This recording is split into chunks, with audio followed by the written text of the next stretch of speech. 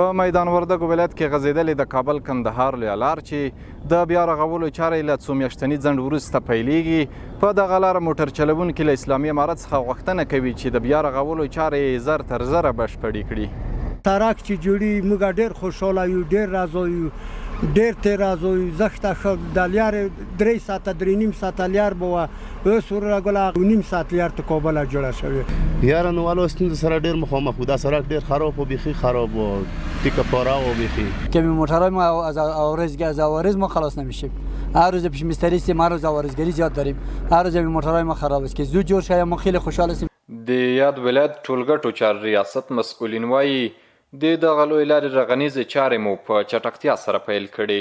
زیاتوي هڅه مو دا ده چې په لوړ کیفیت د سړک پاتې چارې بشپړې کړو. موږ خپله کوشش دا ده چې موږ درې موضوعګانو ته ډېر توجه وکړو او توجه هم ده ورته. یو دا ده چې سړک په ښه کیفیت باندې جوړ شي، او دومه دا ده په ښه سرعت باندې جوړ شي، او درېیمه دا ده چې بدیل سړک کې د خلکو لپاره د تګ او راتګ چې څومره ستونزې او مشکلات دي دا ټول رفع شي.